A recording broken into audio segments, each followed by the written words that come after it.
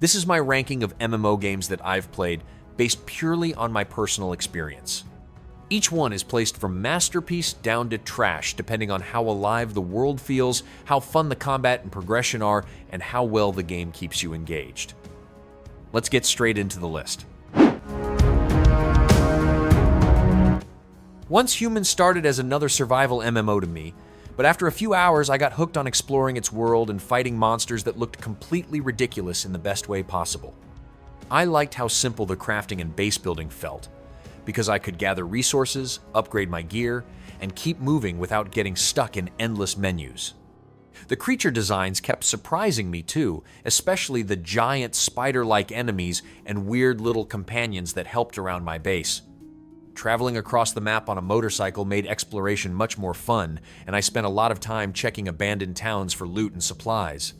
The combat stayed basic, and the later difficulty spikes became annoying at times, but the atmosphere kept me playing. This earns a place in my great tier. Wizard 101 was one of those MMOs I expected to feel outdated, but I ended up spending way more time with it than I planned because the card-based combat kept battles interesting from start to finish. I liked building different decks, learning new spells, and slowly figuring out which strategies worked best against stronger enemies later in the game. The colorful worlds and goofy characters gave the whole adventure a relaxing feeling, and I always wanted to see what the next area looked like after finishing a questline.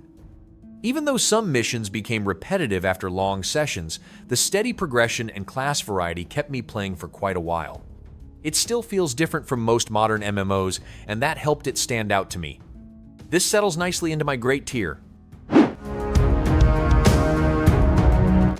Albion Online took me a while to understand at first, but once I learned how its economy and PvP systems worked, I kept coming back almost every day. I liked how every weapon completely changed my abilities, which made experimenting with different builds much more fun than I expected. The full loot PvP created real tension too, especially when I entered dangerous zones carrying valuable gear and knew I could lose everything in seconds. I also spent a surprising amount of time gathering resources, fishing, and selling items on the marketplace because the player-driven economy made even simple activities feel rewarding. Playing solo was still enjoyable, but the game became much better once I joined group fights and large faction battles with other players. The risk and freedom in Albion Online place it in my excellent tier.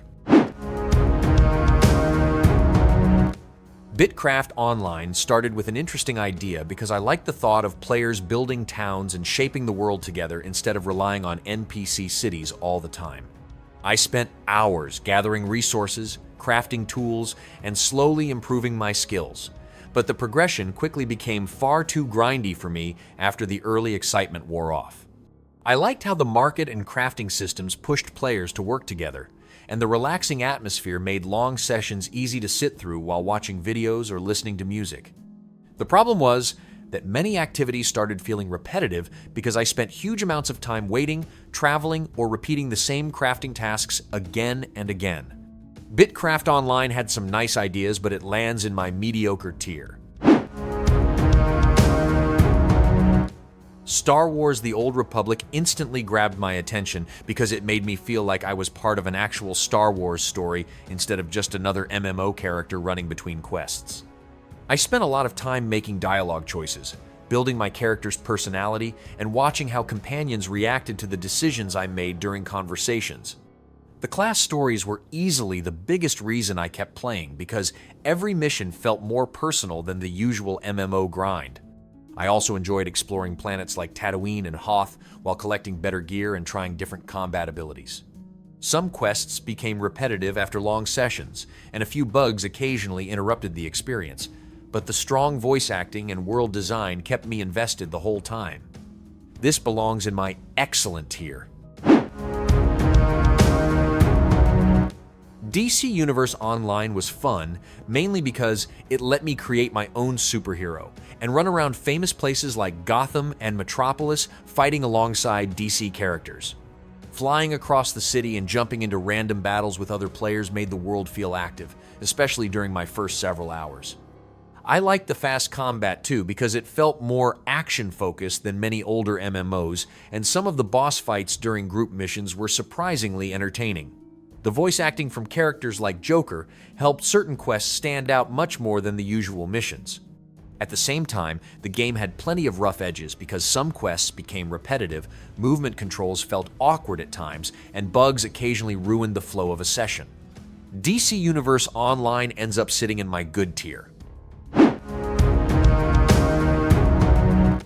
Final Fantasy XIV took a long time to fully open up for me, but once the story and characters started connecting together, I understood why so many people love this MMO so much.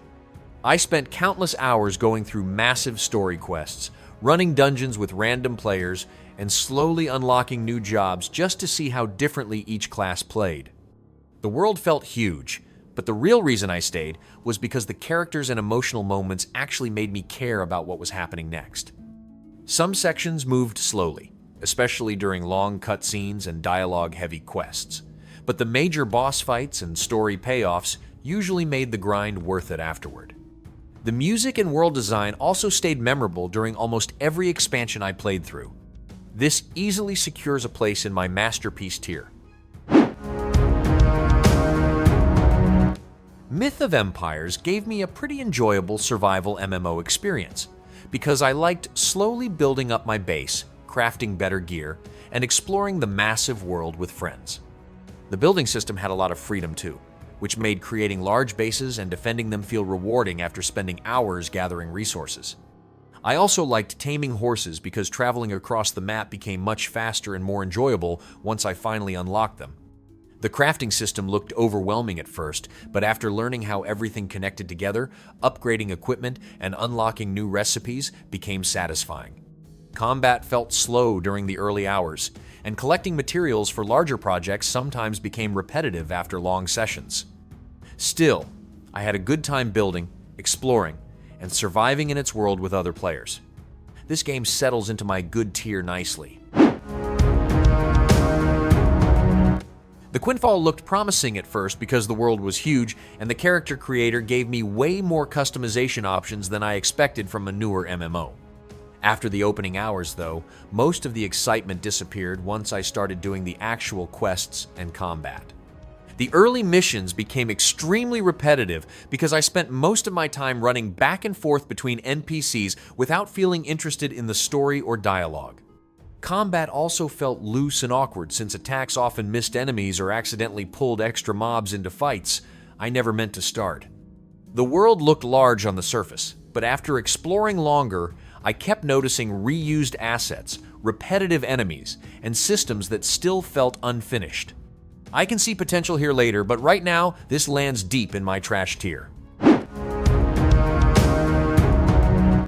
Ravendawn instantly reminded me of older MMOs because of its retro style, massive grind, and huge focus on exploration, crafting, and player progression. I spent a lot of time leveling professions, farming resources, upgrading gear, and slowly building stronger character setups with different class combinations. The grind was extremely heavy at times, but I still enjoyed logging in because there was always something productive to work toward, even during shorter sessions. I also liked how valuable crafting and gathering felt, since almost everything in the economy came directly from players instead of random NPC vendors. Exploring hidden caves, finding treasure, and discovering secret quests gave the world a nice sense of mystery too. Some quests became repetitive after many hours, and leveling could feel exhausting sometimes, but this still reaches my great tier comfortably. Black Desert Online immediately stood out to me because the world looked far more alive and detailed than most MMOs I had played before. I spent hours exploring towns, taming horses, fishing, farming, and learning all the side activities instead of rushing straight into combat and leveling. The action combat was also extremely satisfying because every class felt flashy, fast, and fun to control during large fights against groups of enemies. I liked how the game gave me freedom to focus on trading, crafting, gathering, or simply exploring without forcing me into one specific playstyle all the time. The biggest problem was definitely the heavy grind, because leveling and gearing up started becoming repetitive after long sessions. Some systems were also poorly explained, which made learning them frustrating at first. Black Desert Online still reaches my excellent tier.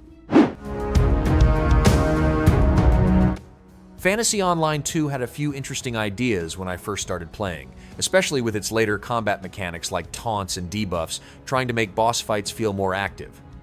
The problem was that most of the gameplay still felt extremely repetitive because I spent hours doing the same click, wait, loot, and repeat cycle without much excitement.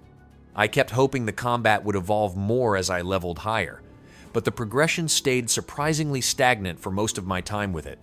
Some mechanics also felt annoying instead of challenging, especially when enemies constantly switched targets during fights and created messy combat situations. I did like that the developers seemed interested in improving the game over time, but many systems still felt unfinished or lacking depth right now. Fantasy Online 2 ends up landing in the mediocre tier. Old School Runescape became one of those MMOs where I would log in for a quick session and suddenly realize several hours had disappeared without me noticing. I loved how the game always gave me freedom to chase whatever goal I wanted, whether that was leveling skills, making money, grinding quests, or simply exploring random areas of the world. The slow progression somehow made every upgrade and achievement feel much more rewarding than in most modern MMOs. I also liked that I could casually train skills while watching videos or listening to music, which made the grind strangely relaxing instead of frustrating. Even after playing for a long time, there always seemed to be another item, boss, quest, or skill level waiting for me. Old School RuneScape easily stands as part of my masterpiece tier. Fallout 76 became much more enjoyable than I expected, because the world felt far more alive compared to the rough launch version I remembered hearing about years ago. I had fun exploring the huge map, fighting mutated creatures, collecting ridiculous amounts of junk, and building camps in random locations across Appalachia. The combat still had that classic Fallout feeling too, especially when using VATS. During chaotic fights against large groups of enemies, playing with friends made the experience much better since wandering through dangerous areas together and completing public events created some genuinely funny moments. I also liked experimenting with different perk builds and weird mutations that changed how my character played. The inventory system became frustrating constantly, and some activities eventually felt repetitive after long sessions. Fallout 76 goes in my good tier. Lost Ark immediately hooked me because the combat felt far more satisfying and flashy than most MMORPGs I had played before. I spent hours clearing huge groups of enemies, testing different classes, and watching massive skills explode across the screen during chaotic fights. Once I unlocked sailing and started exploring new islands, the game became much more enjoyable because every area had its own style, enemies, and activities to discover. I also liked how flexible the classes felt, since changing abilities and experimenting with different builds stayed simple the entire time. Some story moments felt generic, and regular enemies eventually became repetitive after many hours of grinding through similar fights. A few systems also pushed annoying time-gated mechanics too hard at times. It reaches my excellent tier without much difficulty. Throne and Liberty started strong for me because the world looked beautiful. The opening story felt cinematic, and transforming into animals while exploring made traveling much more fun than I expected. I also liked experimenting with different weapon combinations, since swapping between melee and ranged builds kept combat from becoming stale too quickly. The large multiplayer battles created some exciting moments, especially when huge groups of players worked together during world events and boss fights. After spending more time with it though, the heavy PvP focus slowly became frustrating because constant pressure from other players started interrupting the parts I enjoyed more.